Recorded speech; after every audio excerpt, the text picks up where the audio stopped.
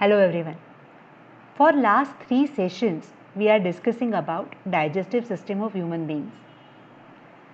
And we all are aware that this organ system is very important because this organ system helps us to break down the food we ingest, digest that food chemically, absorb this food and use this absorbed food for our daily needs as well as bodybuilding.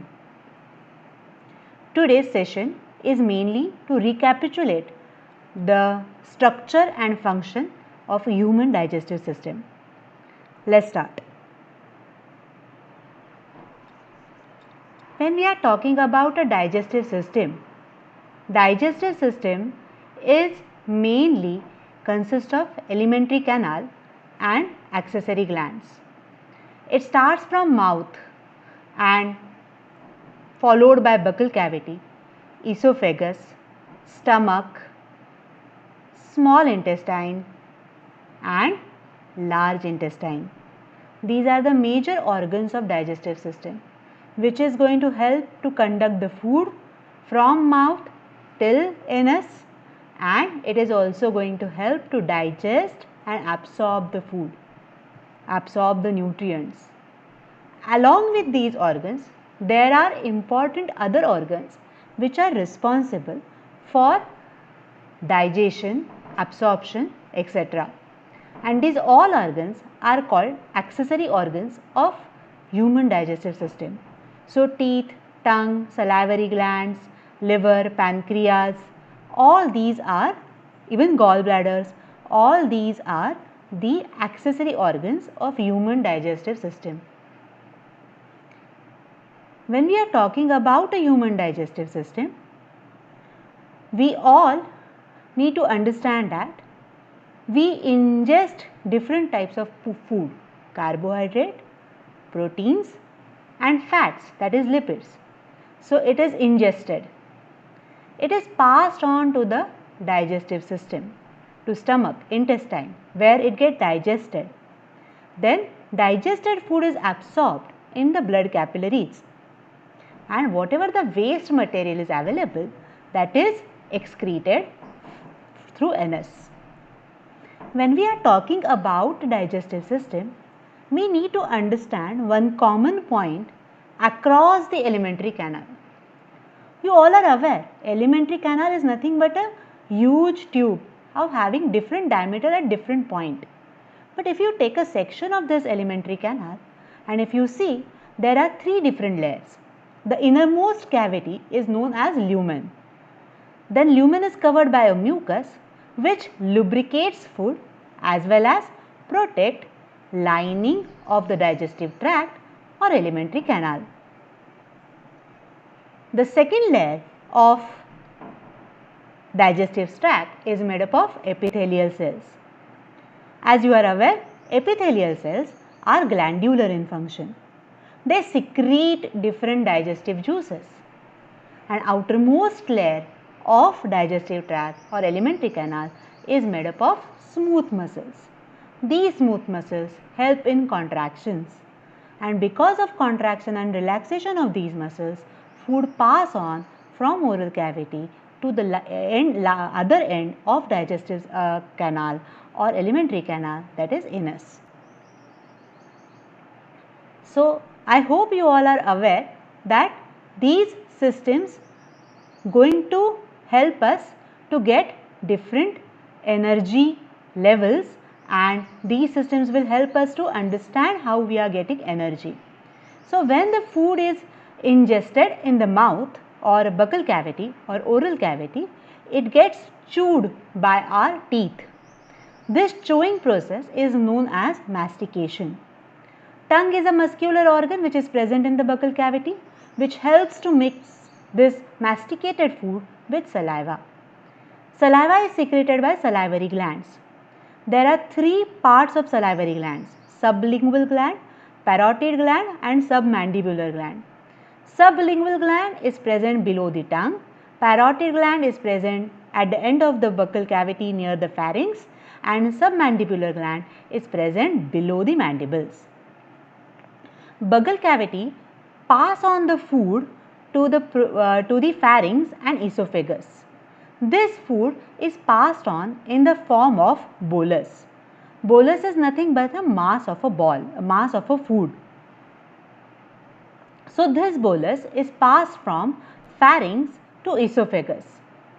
The bolus is passed through esophagus to stomach by the process called peristalsis. Peristalsis is nothing but involuntary contractions of smooth muscles of alimentary canal. Throughout the alimentary canal, you will able to observe the movement of peristalsis. When food passed to the stomach, okay, now we need to understand the structure of the stomach. Okay, so in the stomach, bolus enters. It gets churned out because of the muscular walls of the stomach. Okay, and then the digestive juices which are secreted by stomach, which are known as gastric juices, these juices are mixed with bolus. So stomach wall or the epithelial cells of stomach secrete HCl, mucus, pepsinogen, which gets activated in the form of pepsin, and it starts chemical digestion of bolus. The food which is mixed with HCl, mucus and pepsin, that is known as chyme. This chyme is passed to the part of the small intestine which is known as duodenum. It is passed through pyloric sphincter. It is also known as pylorus sphincter. Pylorus sphincter opens and chyme gets passed on to the duodenum. Duodenum is a part of small intestine.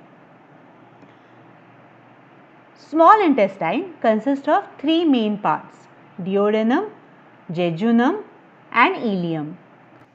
So this duodenum is the part where all secretions of bile or secretion of liver and pancreas will be inserted. Now when we are talking about this liver and pancreas and gallbladder, we need to understand their exact role. So let's try to understand from the diagram what we want to show. Liver is the largest gland. This secretes bile. It is exocrine in nature. It has a duct. The secreted bile is stored in the gallbladder, and whenever required, this bile is passed on to the duodenum by this bile duct. Bile duct is also known as hepatic duct. The food which is partially digested in stomach, that is chyme, which is entered in the duodenum, get mixed with the bile. Bile helps in emulsification of fats. Pancreas secrete pancreatic juices which are helpful in the digestion of carbohydrates, proteins and fats. It secretes many digestive enzymes. These digestive enzymes are carried by duct, pancreatic duct. And there is one common duct which carries bile and pancreatic juice together. This is known as hepatopancreatic duct. So hepatopancreatic duct will open into duodenum. It will pass on the bile juice as well as it will pass on different in the digestive enzymes called lipase, amylase and trypsin. When bile acts on chyme, emulsified fat is passed on and lipase act on emulsified fats, and triglycerides are digested in the form of fatty acids and glycerol. Amylase is an enzyme which acts on carbohydrates, and polysaccharides are digested into disaccharides by amylase. These disaccharides like maltose and sucrose get further digested in the part of small intestine called ileum.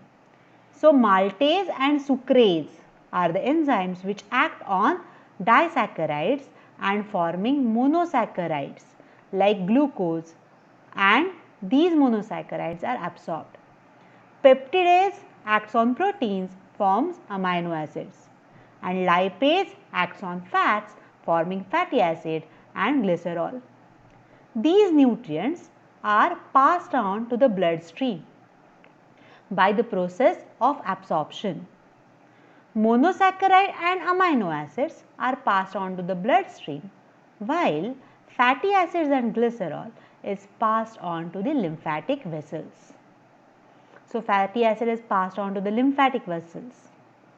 Now, you have understood the intestine wall plays important role in the process of absorption. When we are talking about this intestine wall as a special structure, we need to understand about the histology of this small intestine.